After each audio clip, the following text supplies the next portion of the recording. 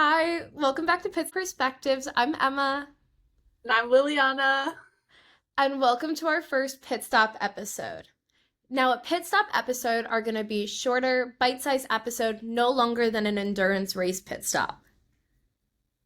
Yep. So this first pit stop episode is going to be about the Indy 500. The Indy 500 is coming up, and not everyone knows what it is and what it's about. So we're going to explain it to you. So, what is the Indy 500? It's a 500-mile race held every year at the Indianapolis Motor Speedway, also known as IMS, in Indiana, usually the Sunday before Memorial Day. Yep. So drivers go 200 laps around a 2.5-mile oval track at speeds that are over 230 miles per hour. It's pretty intense. So that might sound kind of crazy to most people. So during the 500, cars can reach up to about 240 miles an hour, which is 20 miles an hour faster than F1 cars will ever even reach, which is their average speed. But it's not just a race, it's tradition. It's been held almost every single year since 1911, which makes it one of the oldest and most prestigious races in the world. And it's also part of the Triple Crown of motorsport, which is the Monaco Grand Prix, the 24 Hours Le Mans, and the Indy 500. And it is also a race in the IndyCar series, which is America's and North America's open wheel racing series. And while the Indy 500 is the most famous race for IndyCar, it does not count more than any normal championship points within the IndyCar championship. It's kind of just like bragging rights. Exactly. So every year, over 300,000 fans pack into the Speedway, also known as the Brickyard, making it one of the largest single-day sporting events on Earth, and it is the most attended event in person in the United States.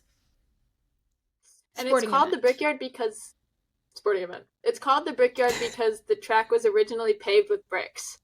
Now there's just a 3-foot strip left at the finish line, and kissing the bricks is a winning tradition. The race begins with 33 drivers. Even though many years you'll see 34 drivers try to qualify, only 33 make the cut. And that can be anybody from full-time drivers like Graham Rahal in 2023 to F1 drivers such as Fernando Alonso in 2019 that don't qualify.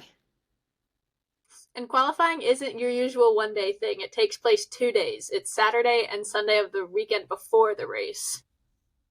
Now, let's talk about the weirdest tradition of the IndyCar, of the Indy 500. Drinking milk after winning. Yeah, milk. Not champagne. Milk. So,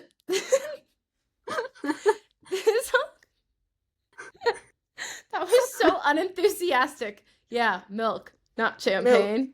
Milk. Well, I feel like I would genuinely. Whoa, hello, Mac. I feel like I would get sick if I was in a car and I drank milk. No, I can't. No. I feel like I would throw up or something. Imagine getting out of a car doing lap after lap after lap, going 200 plus miles per hour and drinking milk afterward. I'm lactose intolerant, so I'm like, Even can I get a milk alternative? And apparently I'll be shunned, which would not be the first time a driver gets shunned for drinking non-milk on the podium. So the milk tradition starts in 1936 when I don't know if it's Lewis or Louis Meyer, won his third Indy 500. After the race, he asked for some buttermilk to cool down because his mom told him it was refreshing. Photographers took a picture of that and it made the headlines. And then obviously that's a great branding opportunity for dairy because you win a race and you drink milk. Exactly. Who doesn't want to be part of that? So by the 1950s, the American dairy industry ends up sponsoring the Indy 500 and milk becomes the official victory lane drink. It's a whole thing. Drivers actually choose their milk before they race. I think they have the option of whole, 2% or skim. And that list is public and fans even debate what choices they've made.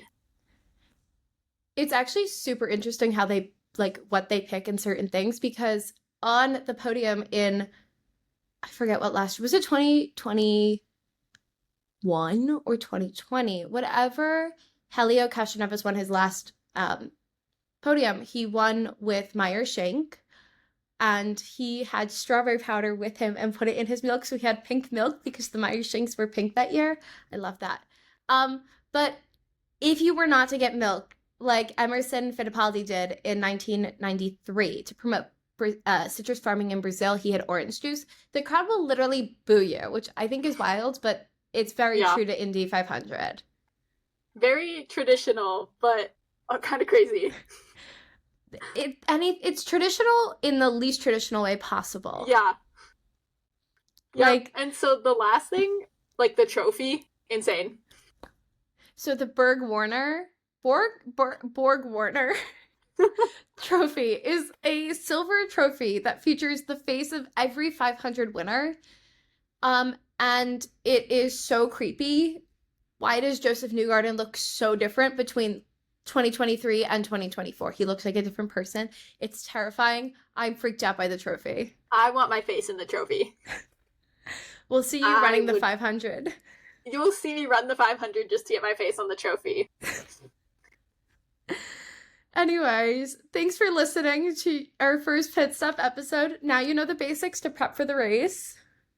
We'll be back soon with more mini breakdowns of the world of racing. And you can catch the 500 on Fox on May 25th. Bye! Bye!